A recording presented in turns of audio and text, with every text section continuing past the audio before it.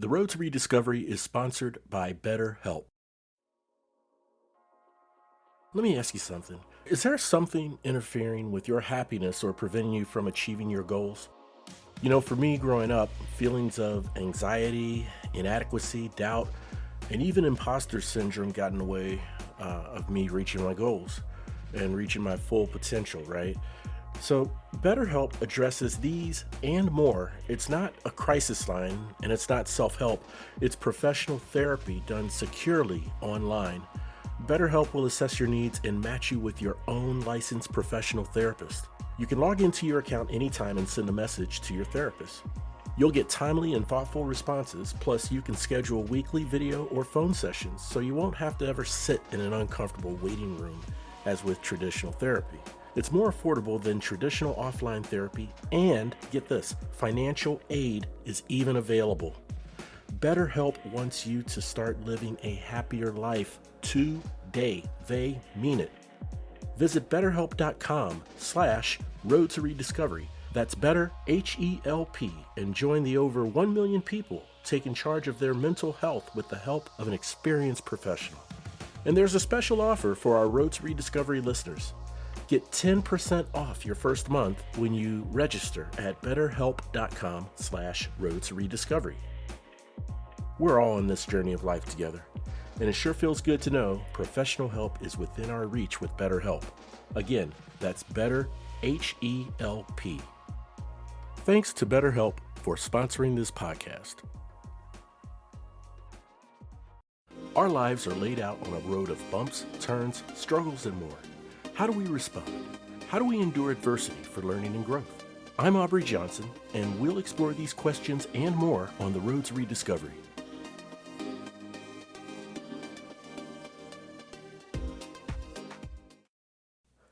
Hi, everyone. This is Aubrey Johnson from the Road to Rediscovery. Thank you for tuning in. This is a special solo episode in reflection of just the slaughter and the mass shootings that have taken place down in Uvalde, Texas, at Robb Elementary. This event that took place on May 24th is beyond tragic, unimaginable, unthinkable. It's the type of event that no one thinks about happening or wants to have happen or can even imagine it happening. And sure enough, it took place. Now, we know that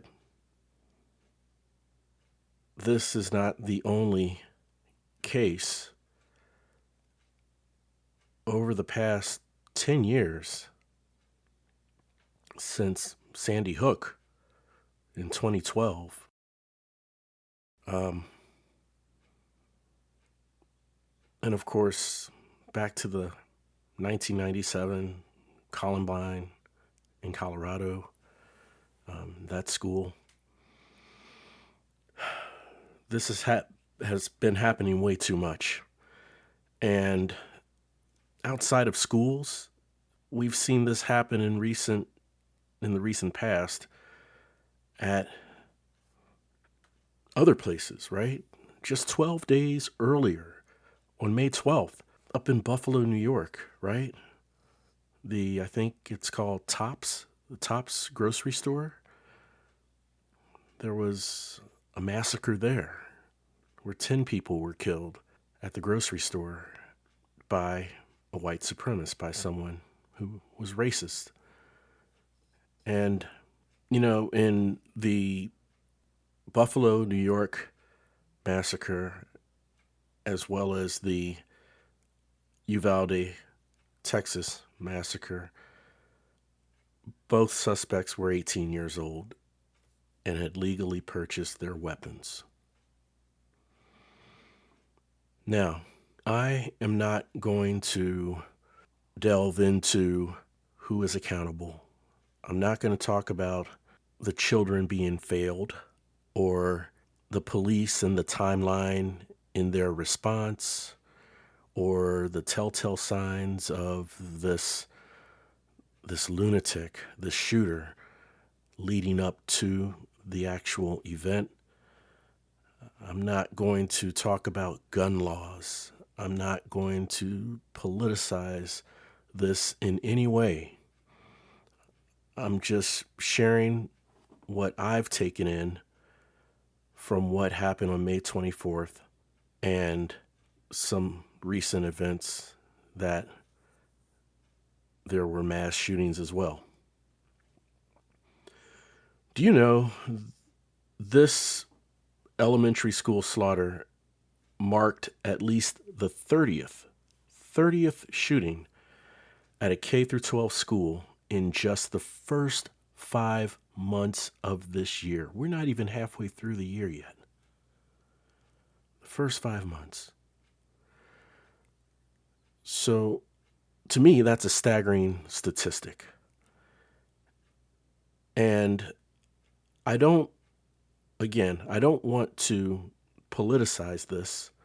I don't want to talk about, right now, I don't want to talk about what I feel the change or the solution should be for us as a society to transform and to do right by our children, our future.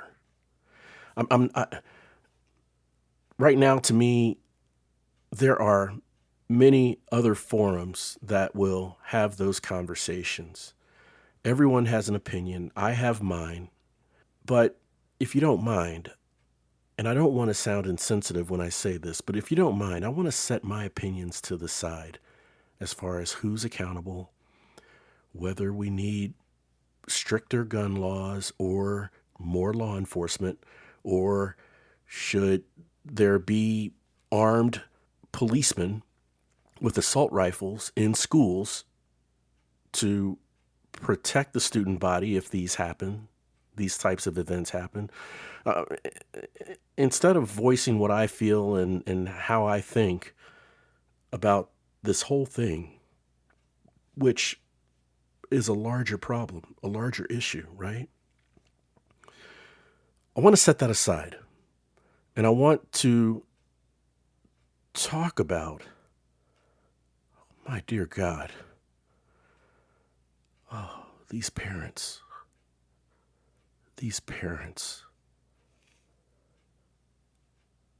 parents of the 19 children who lost their lives, spouses of the 2 adults, faculty members who lost their lives.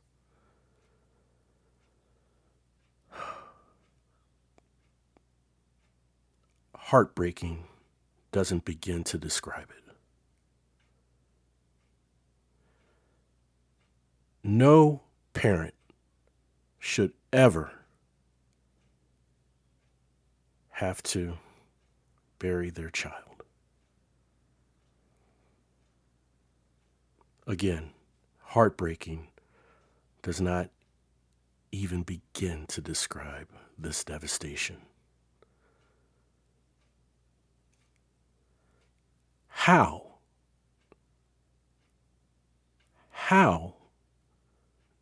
do we comfort and heal with these parents, with these spouses? How do we even begin to support, comfort, and assure a parent of a lost child, a spouse of a lost teacher, in helping them get through this? When it's the absolute unimaginable, unthinkable act that they're going through. You know, these families need comfort. They need to be loved on. And I'm going to slightly deviate now and say that, you know, I do I do agree with others who say thoughts and prayers, while thank you, they appreciate the thoughts and prayers, action needs to happen. Action needs to take place. Change needs to take place, right? But again, I'm going to digress because I'm not here to talk about the political or the legislative thoughts or proposals or theories. I want to talk about how do we comfort these families, the parents, the spouses, the siblings, the entire student body, the entire town of Uvalde. Where do we begin? They need this. They need to be comforted. They need to be loved. But how? I don't have the answer. I wish I had the answer. My heart absolutely breaks for these parents, for these siblings, for these spouses, for the entire town. And it's so unthinkable. I don't want to say I'm in shock, but I'm trying to figure out, how do we begin?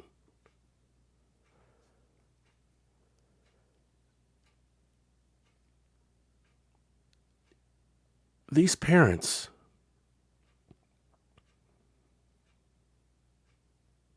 as all parents do, have nothing but the most excited, jubilant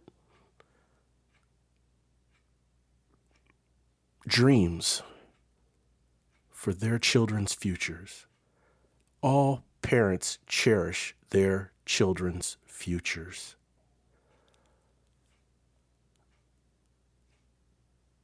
I'm a parent of a grown son. He's 24. He's a grown man now, and I still cherish the future that lies ahead of him. These parents were no different. These children, all varying types of potential in changing the world, and that opportunity was ripped away from them and ripped away from their families. I'm sure any parent who is going through this, or I feel that any parent who's going through this and lost their child, a big part of their soul was ripped from their body. And that, in my view, is absolutely unfathomable. I can't fathom it. Now, like I said, these children, they all had potential to change the world, to make the world a better place. And it's just like that, ripped away from them. From a madman with an AR-15 assault rifle shooting up the school.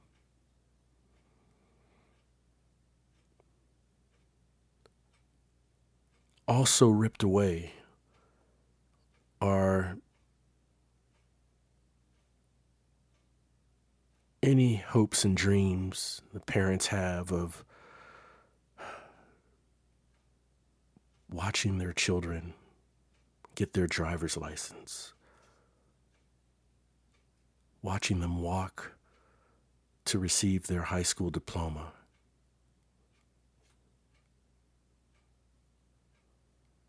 go to college,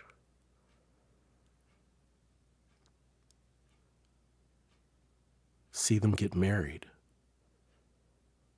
Fathers of lost who've lost their daughters will never walk their child down the aisle for her wedding. The very things in which we as people cherish in special times of our lives, the graduations, the birthdays, the weddings,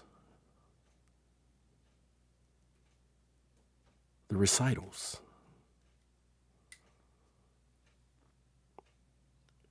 All of these are just ripped away.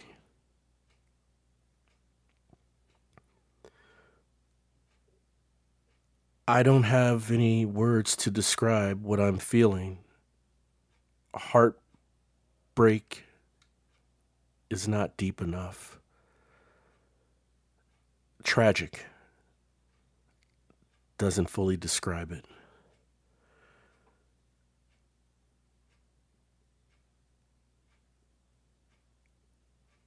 There's a myriad of feelings that everyone's going through, from absolute sadness to fear to anger. And I share in those myriad of feelings, even though I wasn't directly affected.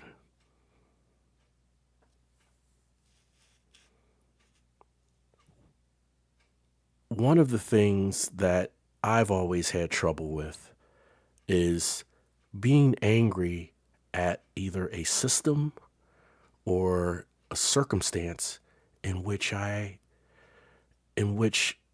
cannot single-handedly control and resolve.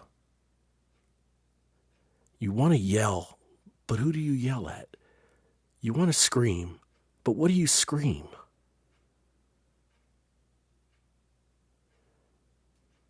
And again, I'm not going to politicize this. It takes people coming together and being that one voice, in my opinion.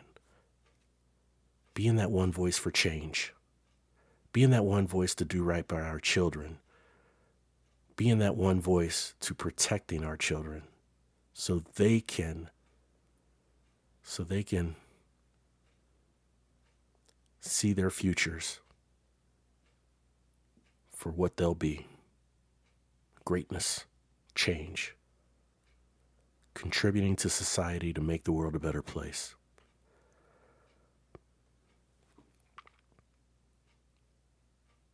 As you always hear me say on every episode, the road to rediscovery is about reflecting on life's lessons to learn and grow from them and help others who are struggling through dark times. You've also heard me say things like, "This too shall pass," or "The longest journey starts with taking the first step," or "Overcoming adversity by leaning into those undesirable circumstances." This circumstance is beyond undesirable. How do you say something like overcoming obstacles, overcoming adversities to someone who lost their child in a school shooting that should have never happened? How do you tell that to a parent? How do you tell them this too shall pass? You can't. In my opinion, you can't. This is all part of what must be processed. And I don't want to diminish a single shred of anything that these people are going through. I don't want to diminish any of it. But there must be a process where for a minute you think that what's it all worth? You think, why is this happening to me? And you get angry. In some cases, they say you lose it. But again, all within the confines of letting that process play itself through. And then hopefully reason and sensibility prevails. But how do you define when that is? Everyone's different. Processing something like this is different for each person. You can't just approach a parent who lost their child in a shooting and say, lean into this bad situation. Things will get better. You can't just casually say that to someone who has just endured such a loss. That doesn't mean you don't say anything. That doesn't mean you don't do anything. You do anything. You do things. You stand with them. You cry with them. You ache with them. You get angry with them. I don't mean angry at them, angry with them. You together with these poor souls who lost their loved ones. You stand alongside of them and get angry with them at this entire circumstance.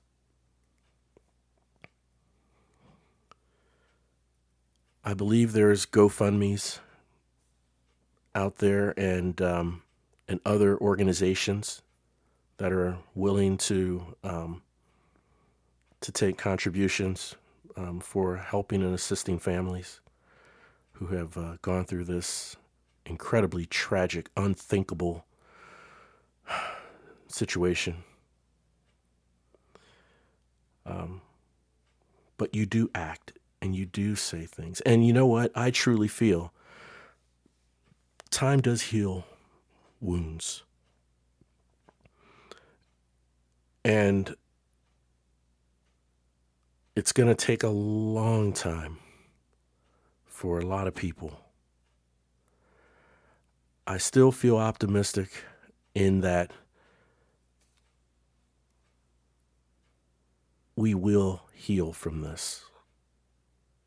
Those directly affected will heal from this.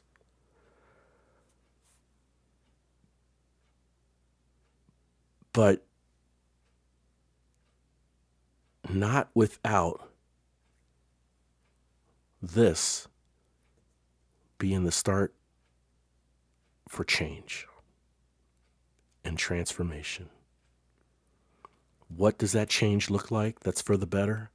I have no idea. I hope and I pray that the message is loud and clear for all the necessary organizations and the people of the conservative side and the liberal side, and just, get together. This is about humanity. Forget what side of the fence you're on. This is about humanity. And again, I'm going to digress because it's real easy to trickle into politicizing this incident. It's very easy to trickle into politicizing it, and I don't want to do that. I'm trying to figure out, I don't have the answer. I said it before. I'm trying to figure out, how do we comfort and assure and stand alongside these parents and these family members who lost their loved ones and help see them through this? How do we do that? What do we say to them? There is no silver bullet. There is no one phrase that you can say that will just turn everything around and say, oh, you know what? You're right. Thank you so much. No. Absolute devastation.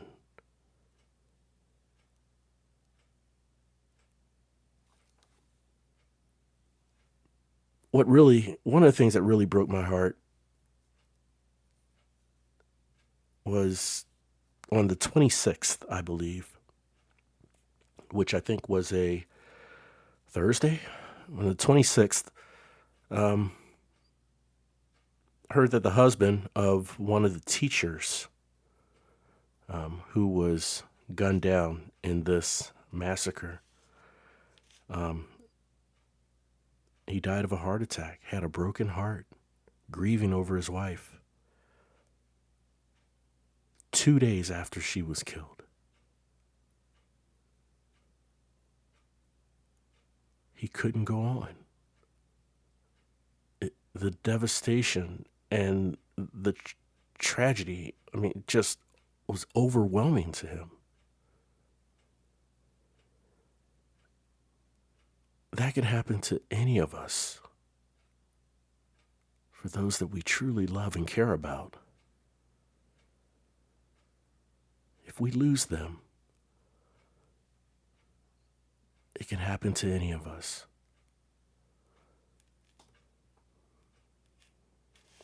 And they have 4 children, and now all 4 children, I believe, lost both their parents. Just like a pebble that falls or is dropped into a calm body of water, the ripple effect that pebble makes, it lasts and lasts and lasts and lasts. It causes a springboard for other actions, other events. It's like a domino effect, right? You have dominoes lined up, one domino. It just takes one to make an impact somewhere and cause an effect. It impacts the second domino, which impacts the third, impacts the fourth and fifth, and this whole reaction takes place. Same goes for the pebble in the calm water. And this action, unfortunately, is going to have a ripple effect for a long time.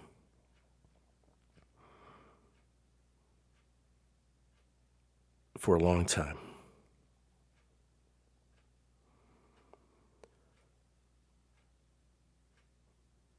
In closing, for the city of Uvalde,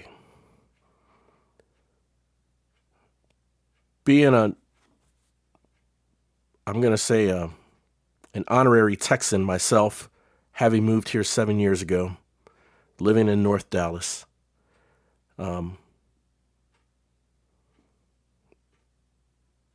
for those parents and for the people of Uvalde,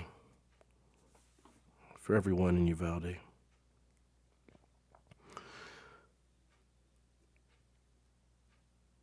It is with profound humility that I am truly, genuinely, authentically alongside you.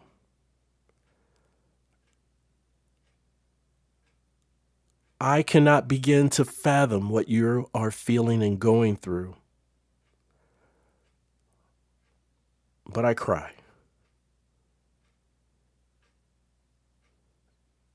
Your pain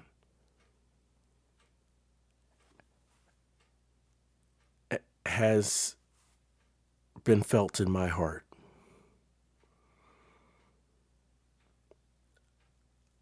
I will never say I have the solution. I will never diminish what you are going through in saying a catchphrase of overcoming adversity, or this too shall pass, or it's not time for that right now. Things have to process, things have to play out. But I do want you to know, for the people of Uvalde, you are not alone. You are not alone. And there is always hope.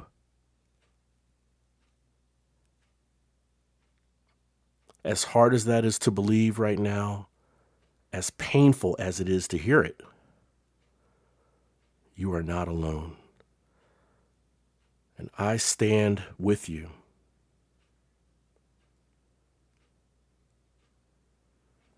I've had many amazing guests on my show who have overcome some incredible odds and adversities and obstacles and problems and barriers.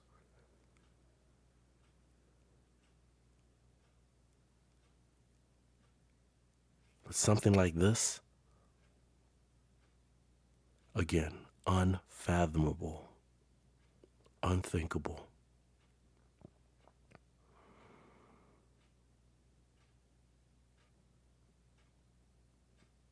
I will pray for the people of Uvalde. I will pray for the parents and the spouses of the lost ones, the parents and the spouses of those gunned down, the 21 gunned down in this horrific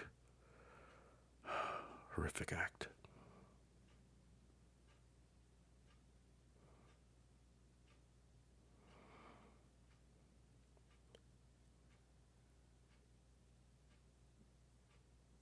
Thank you, everyone, for listening. I'm truly grateful for the first responders who responds to these and other tragic events that take place.